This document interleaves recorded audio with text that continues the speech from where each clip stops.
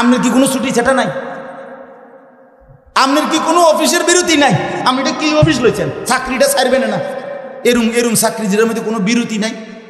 মুসলমানের ছেলেদের দিকে তাকান, মুসলমানের যুবক যুবতীদের দিকে তাকান, ওরা 24 ঘন্টা বড় মোবাইলে আসক্ত। অতএব এদেরকে মোবাইলের এই আসক্তি থেকে যদি ফিরাইতে হয়, আপনাকে এই বড় মোবাইলের আসক্তি, বড় মোবাইলের এই যথেচ্ছা ব্যবহার আপনাকে পরিহার করতে হবে, নয়তো তারা শিখবে না, নয়তো তারা বদলাবে না। বলে জরুরত আছে, আমি বলি 100 বার আছে, জরুরতকে জরুরতের জায়গায় রাখেন। কথা বোঝেন নাই? মোবাইল, বড় মোবাইলের দ্বারা কিছু প্রয়োজনীয় কি আছে, জিনিস আছে, থাকতেই পারে। অফিসিয়াল অনেক কাজ, ব্যাংকের অনেক কাজ, অনেক কিছু দ্বারা এটা দ্বারা দরকার লাগে। হ্যাঁ, দরকারটা দরকারের মধ্যে সীমাবদ্ধ থাকে। আজকে 10 বছর তুমি জুমার নামাজের বয়ান শুনো, তোমার কি কুদ্দুর পরিবর্তন হইবার কথা না? আমার কথাটা বলেন না, ইনসাফ কি বলে? এখানে কি মোটেই পরিবর্তন হবে না? কিছুই পরিবর্তন হবে না। তুমি এমন হয়ে গেলা কেন যে মসজিদের শেষ মিনিট পর্যন্ত মোবাইল টিপলা, বের হওয়ার পরে প্রথম মিনিট থেকেই মোবাইল নিয়ে ব্যস্ত হয়ে গেলা। তোমার রাতও কাটে মোবাইল, দিনও কাটে মোবাইল। তোমার স্বপ্ন, তোমার আকাঙ্ক্ষা, তোমার ইচ্ছা, আবেগ, অনুভূতি সব যদি হয় এই বড় মোবাইল, তো তুমি পৃথিবী গড়বা কেমনে, জীবন চালাইবা কেমনে, আখিরাত সাজাইবা কেমনে? আমার ভাই বলো, আমার বাপ বলেন, আপনাদের সন্তানদের এই হালাত, আপনাদের ছেলে মেয়েদের এই হালাত, আহা কেমনে বললে বুঝাইতে পারতাম। মাঝে মাঝে মালিককে বলি, মালিক সেই জবান দাও, সেই শক্তি হিম্মত দাও, যেভাবে বললে মুসলমানের এই নওজওয়ানরা ফিরবে মোবাইলের নেশা থেকে। আজ জাতির সবচেয়ে বড় নেশা মোবাইলের নেশা। আজ নওজওয়ান সবচেয়ে বেশি যেই নাফরমানিতে আসক্ত, সেটা হলো এই বড় মোবাইলের নেশায় আসক্ত। সারা দিন সারা রাত উলঙ্গ ছবি দেখে, সারা দিন সারা রাত। হায় রে বাপ, একজন নারী আল্লাহ তাআলার সৃষ্টি, নারীর সৌন্দর্য আল্লাহর সৃষ্টি, নারীর আকর্ষণ আল্লাহর সৃষ্টি। খোদার কসম, যুয়্যিনা লিন-নাসি হুব্বুশ শাহাওয়াত মিনান নিসা। আল্লাহ বলে গোটা কায়নাতের সমস্ত আকর্ষণের মধ্যে সবচেয়ে প্রথম যেই আকর্ষণীয় বস্তু আমি পৃথিবীতে সৃষ্টি করেছি তার নাম হচ্ছে নারী। এক নারীর আকর্ষণের সামনে গোটা পৃথিবীর সব সৌন্দর্য তুচ্ছ তুচ্ছ। সেই নারী আল্লাহ দিয়েছেন, সৃষ্টি করেছেন, তার সৌন্দর্য আল্লাহর দেওয়া। তোমার হৃদয়ে আকাঙ্ক্ষা আল্লাহর ইচ্ছায় তৈরি হয়, সেটাকে নষ্ট না করা, সেটাকে অপাত্রে গুনার রাস্তায় ব্যবহার না করা। আমি প্রায় বলি, ছেলেরা বাপ একটা জিনিস খেয়াল করো, আপনারাও ভাবেন, মনে করেন এই পাশে 2 জন মহিলা দাঁড়ায় আছে, একজন মহিলা পরিচয় হলো উনি আমার মা, আরেকজন পরিচয় হলো উনি আমার স্ত্রী। দুটোটাই মহিলা, শারীরিক দেহ গঠন, অঙ্গ প্রত্যঙ্গ সবকিছু বরাবর, কিন্তু একসাথে দাঁড়ানো 2 সেকেন্ড। কল্পনা করেন, আমি যখন মার দিকে তাকাই তখন আমার কল্পনায় যা আসে, স্ত্রীর দিকে যখন পরের সেকেন্ডে তাকাই আমার কল্পনায় ভিন্ন জিনিস আসে। ঠিক কিনা বলেন? মার কাছে আমি যা চাই, বিবির কাছে আমি তা চাই না। বিবির কাছে আমি যা চাই, মার কাছে আমি তা চাই না। মার দিকে তাকাইলে হৃদয়ের অনুভূতি হয় একরকম, স্ত্রীর দিকে তাকাইলে হৃদয়ের অনুভূতি হয় ভিন্ন রকম। আমার বাপ, আমার বন্ধু বলেন, আল্লাহকে সাক্ষী রেখে এই সেকেন্ডের ভিতরে দিলের এই হালাত পরিবর্তন করে দিলেন কে? সেই আল্লাহকে ভুলে যাওয়া। এটা যদি জ্বরের রোগীর মতো বানায় দিত, কথা বোঝেন নাই? যে মিঠাটাও তিতা লাগে, তিতাটাও কি লাগে? তিতা লাগে, তখন কি হতো বলেন? প্রতিটা নারী যদি মার মতো মনে হইতো কি অবস্থা হইতো? অথবা প্রতিটা নারী যদি স্ত্রীর মতো হইতো তো কি অবস্থা হইতো বলেন আপনি? রব্বুল আলামিন বলেন, বান্দা আমি দিল বদলাই, আমি দিল বদলাই, তাইলে আমি আল্লাহর দেওয়াই সৌন্দর্য, আমি আল্লাহর দেওয়া তোমার কলিজার ভিতরের শাহওয়াত, সেটাকে বুঝি তুমি 24 ঘন্টা নারীর পিছনেই শেষ করে দিবা? আমি আল্লাহর দিকে একবারও তাকাইবা দিবে না যে এখানে আমার হুকুমটা কি, আমার বিধানটা কি। এজন্য যুবক ভাই, আমার মুরব্বী বাপ, সবার কাছে অনুরোধ, আপনি আপনার সন্তানকে বুঝান। আমরাও নওজোয়ানদেরকে বুঝাইলাম, তুমি ভাবতে শিখো। আজ এই ব্যারাম, এই ব্যাধি, এই বড় মোবাইলের আসক্তি, হায় আমারে মাফ করে দিয়েন, আমি না বলে পারলাম না। আমার উঠতি বয়সের নওজোয়ান মৌলবী, নওজোয়ান আলেম, নওজোয়ান হুজুর, অল্প বয়সী 20, 25, 30 বছর, 26 বছর, 28 বছরের মৌলবী সাবরা, আজকে তারাও এই বড় মোবাইলেই আসক্ত।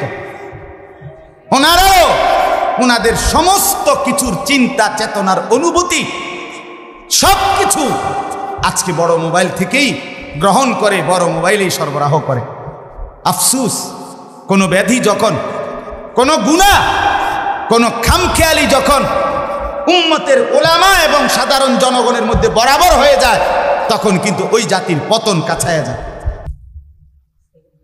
ওই জাতির বরবাদি কাছায় যায়।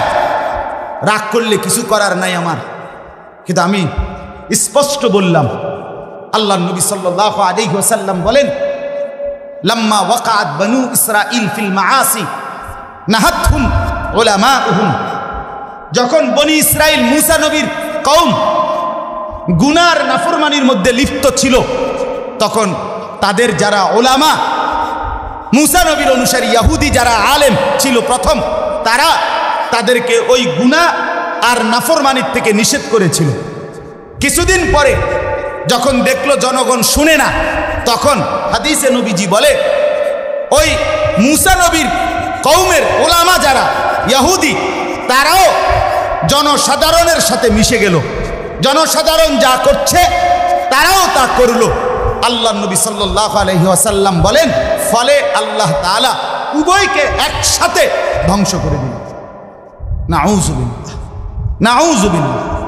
এই জন্য উঠতি আলেম যারা এখানে অনেক আছেন, আমি জানি, আমি দেখছি সব আসার পর থেকে। আপনাদের কাছে অনুরোধ বন্ধু, আপনারা জনগণের দিকে তাকান, মুসলমানের ছেলেদের দিকে তাকান, মুসলমানের যুবক যুবতীদের দিকে তাকান। ওরা 24 ঘন্টা বড় মোবাইলে আসক্ত। অতএব এদেরকে মোবাইলের এই আসক্তি থেকে যদি ফিরাইতে হয়, আপনাকে এই বড় মোবাইলের আসক্তি, বড় মোবাইলের এই যথেচ্ছা ব্যবহার আপনাকে পরিহার করতে হবে, নয়তো তারা শিখবে না, নয়তো তারা বদলাবে না। বলে জরুরত আছে, আমি বলি 100 বার আছে, জরুরতকে জরুরতের জায়গায় রাখেন। কথা বোঝেন নাই? মোবাইল, বড় মোবাইলের দ্বারা কিছু প্রয়োজনীয় কি আছে, জিনিস আছে, থাকতেই পারে। অফিসিয়াল অনেক কাজ, ব্যাংকের অনেক কাজ, অনেক কিছু দ্বারা এটার দ্বারা দরকার লাগে। হ্যাঁ, দরকারটা দরকারের মধ্যে সীমাবদ্ধ থাকে। কিন্তু আপনি অটোতে, সিএনজিতে, রাস্তা, রোডে হাঁটতে আপনি কি সারাদিন অফিস করবেন? কিতা আপনার ঘটনা কিতা? আপনার কি কোনো ছুটি ছাটা নাই? আপনার কি কোনো অফিসের বিরতি নাই? আপনি এটা কি অফিস লইছেন? চাকরিটা ছাড়বেন না, এরম এরম চাকরি যেটার মধ্যে কোনো বিরতি নাই। আপনি এটা কি ডকের চাকরি নিলেন? কথা বলেন না কেন? তার মানে বুঝাই যায় আপনি খামখেয়ালিতে লিপ্ত। যদি বলেন কোনো গুনাই করেনি আমি, তারপরেও আল্লাযীনা হুম আনিল লাগবি মুরিদুন, লাগব বেহুদা কাজ, যেই কাজের দুনিয়াবি কোনো ফায়দা নাই, আখিরাতের কোনো ফায়দা নাই। একজন মুমিন, আল্লাহর কথা, মুমিন ইমানদার এই অনর্থক কাজ করতে পারে না। আল্লাহ আমাদেরকে বুঝার তৌফিক দান করে। যারা বাংলাদেশের শীর্ষ বুজুর্গ, আল্লাহওয়ালা, হাজারো লাখো ওলামায়ে কেরাম, তাদের শ্রদ্ধার পাত্র এমন 3 জন মুরব্বী, তারাই বয়ান করেছেন। গোটা বাংলাদেশের মুরব্বী আল্লামা শায়েখ সাজিদুর রহমান দামাত বারাকাতুহুমুল আলিয়া, হযরত আমার সরাসরি উস্তাদ, আমি ব্রাহ্মণবাড়িয়া দারুল আরকাম মাদ্রাসারই ছাত্র। 2 বছর ছোটবেলায় টানা দারুল আরকাম মাদ্রাসায় পড়ালেখা করেছে। ওই মাদ্রাসারই সম্মানিত বর্তমান শেখুল হাদিস, প্রখ্যাত হাদিস বিশারদ আমার শ্রদ্ধেয় ওস্তাদ আল্লামা মুফতি আব্দুল হালিম সাহেব, তিনিও আজকে সংক্ষিপ্ত নসিহত করেছেন মাগরিবের নামাজের পর। তখনও আমি ছিলাম। এশার নামাজের পরে আমার পরম প্রিয় শ্রদ্ধেয় শায়েখ, আমার ওস্তাদ আরিফ বিল্লাহ হাকিমুন নফস আল্লামা মুফতি মুশতাকুন নবী কাসিমি হযরত দামাত বারাকাতুহুম, তিনিও অল্প সময়ের মধ্যে অনেক অনেক গুরুত্বপূর্ণ আমাদের জীবনের মূল কর্তব্য ঈমান এবং আমলের ফিকিরের উপরে আমাদের সামনে কথা বলেছেন। তখনও আমি ছিলাম। আর এই মাত্র আমাদের নবীনগরের ওলামায়ে কেরামের সকলের প্রিয় ব্যক্তিত্ব এবং নবীনগরে যিনি সারা বাংলাদেশ চষে বেড়ান, বয়ান করেন, আল্লামা মুফতি বেলায়েতুল্লাহ কাসিমি, তিনিও আলহামদুলিল্লাহ কথা বলেছেন। সবাই মিলে আমারে শেষে ফেলাইছে। মূলত আসলে বড়দের এই কথাগুলোর পরে যেখানে আমার শায়েখ বলছিলেন, তিনি তখন বলছিলেন যে আর কোনো ওয়াজের দরকার নাই, সেখানে আমাদের বেলায় এসে তো আসলে কিছুই দরকার নেই। আমাদের গ্রাম দেশে যে বলে যে বড় ভাইয়ের যদি এই দশা হয় তো আমরা ছোট ভাইরা তো নাই। হযরত যদি এই কথা বলেন তাহলে তো আমরা এমনিতেই নাই।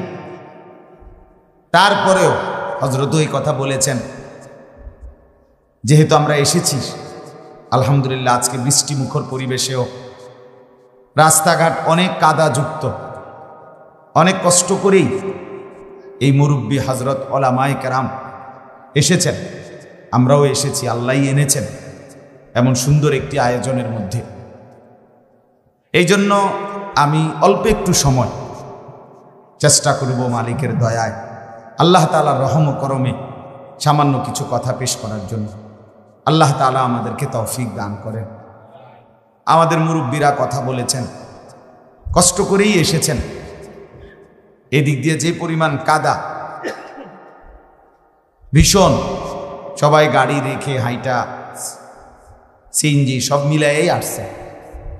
আশ্চর্য কথা হলো, আমি আজকে একটা হিসাব দেখলাম, আমি সহ আমার আগে আমার এই মুরব্বী 3 জন এবং আমি একজনে 4 জন, আমরা 4 জনই ঠ্যাং ভাঙা, পাও ভাঙা, 4 জন। আমারও অ্যাক্সিডেন্টে পাও ভাঙছে।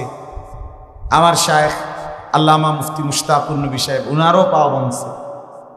আমার ওস্তাদ আল্লামা মুফতি আব্দুল হালিম সাহেব, উনিও পাও ভাঙছে অ্যাক্সিডেন্ট। আমার শায়েখ আল্লামা শায়েখ সাজিদুর রহমান দামাত বারাকাতুহুল আলিয়া, তিনিও গাড়ি অ্যাক্সিডেন্টে কোমরে, রানে, পায়ে ভীষণ অ্যাক্সিডেন্ট করছে। এর ভেতর দিয়েও 4 জনই আজকে এই মজলিসে এসেছে। বলেন আলহামদুলিল্লাহ। আমাদের প্রিয় ভাই, আমার ছোটবেলার সাথী, বন্ধু, একসাথে জামিয়া দারুল আরকাম আল ইসলামিয়া মাদ্রাসায় পড়ালেখা করেছি। সেই প্রিয় ভাই হাফেজ কারি মাওলানা আবু হানিফ,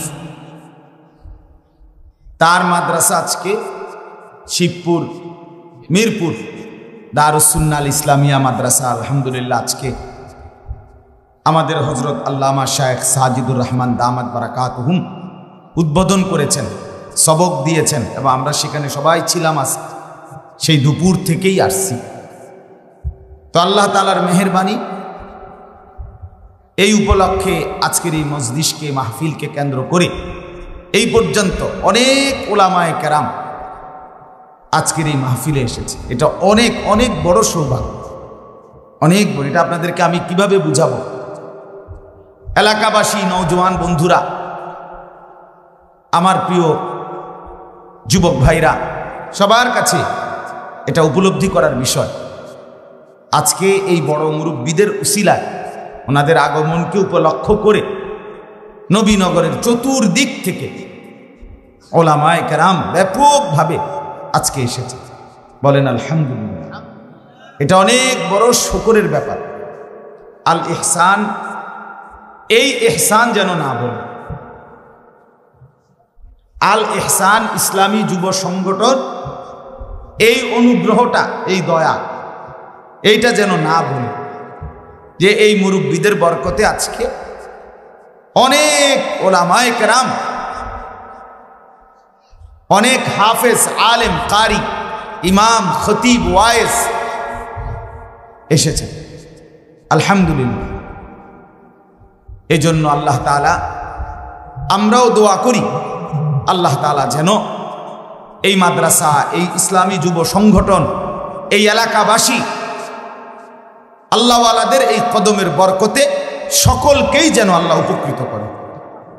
আল্লাহ তাআলা যেন ভরপুর ঈমান আমলের তৌফিক দান করে। বলেন আমিন।